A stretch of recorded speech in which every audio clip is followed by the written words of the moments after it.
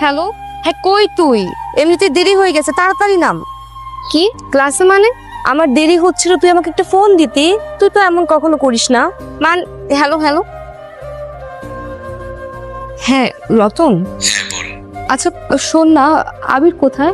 আবির কোথায় আমি তো জানি না, আমার সাথে ক্যাম্পাসে দেখা হয়েছিল। আচ্ছা তুই কই? আমি তো বাসায়। আবির তোর সাথে না? না না, আবির আমার সাথে নাই, থাকলে তো আমি তোকে বলতাম। তুই আমাকে সত্যি কথা বল। আরে বাবা সত্যি নাই। আচ্ছা কি হয়েছে তোদের মাঝে আমাকে বল তো। দেখ না, আবির তো আমার ফোন ধরে না। এতদিন যাবত তাকে টেক্সট করছি, সে রিপ্লাই করে না। ফোন করছি, ধরে না। এখন আমার বন্ধ দেখাচ্ছে।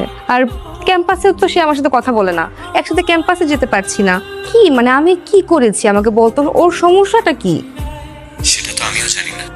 আচ্ছা আবির কি কালকে ক্যাম্পাসে যাবে? বললো তো যাবে। আচ্ছা তুই একটু জেনে আমাকে জানাতে পারবি? শোন শোন, আমি যে বলেছি এটা কিন্তু ভুলেও বলবি না। আচ্ছা ঠিক আছে, বলবো না। আচ্ছা ঠিক আছে, ঠিক আছে, আমাকে জানাবি কিন্তু মনে করে। Okay bye. আন্টি আবির কোথায়? ও তো ঘরে নেই রে মা। এই মিথ্যেটা আবির আপনাকে শিখিয়ে দিয়েছে তাই না? আবির, আয় আবির, কোথায় লুকিয়ে আছিস, বের হ। সত্যি মা, আবির বাড়িতে নেই। কেন, কি হয়েছে বলতো? বাড়িতে নেই? কোথায় গিয়েছে সেটা তো বলতে পারলাম না। জানেন আন্টি, আবিরের সাথে আমার ছোট থেকে বেড়ে ওঠা, আপনি তো জানেন সবকিছুই। আমরা একসাথে ক্যাম্পাসে যাই, একসাথে বসি, একসাথে ক্লাস করি। ছোট্ট কোনো ডিসিশন হলেও না আমরা একসাথে নিয়েছি। কিন্তু আজকে কয়টা দিন যাবত সে আমার ফোন ধরে না।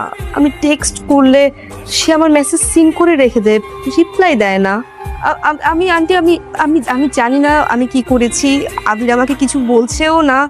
ওকে আমি আমি বাসায় এসেও ওকে খুঁজে পাই না, কোনোভাবেই পাচ্ছি না আন্টি। আচ্ছা আজকে ও বাড়িতে আসুক, আমি ওকে আচ্ছা করে ধরবো।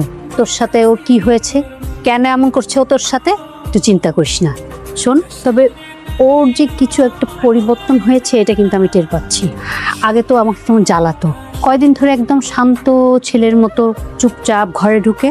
আগে তো লেখাপড়াই ঠিক মতো করতোই না, এখন সুন্দর মনোযোগ দিয়ে পড়ালেখা করে, খাওয়া দাওয়া করে, তারপরে ঘুমিয়ে যায়।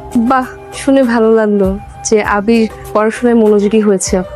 কিন্তু আন্টি আমি কি করেছি? আমার সাথে কেন এমন করছে সে? আমাকে তো সে বলবে যে আমার কি ফল্ট, না বলে এভাবে উধাও হয়ে চলে যাবে। এটা তো ঠিক না আন্টি, বলেন। থাক মা, মন খারাপ করিস না। আমি আবির আসলে জিজ্ঞেস করব কেন তোর সাথে এমন করছে। চল এখন চা করি, আমরা দুইজনে একসাথে চা নাস্তা খাই আর গল্প করি। চল। আজকে আমি আসি, আমার মনটা ভালো নেই। আবির আসলে আমার ব্যাপারটা একটু জিজ্ঞেস করবেন।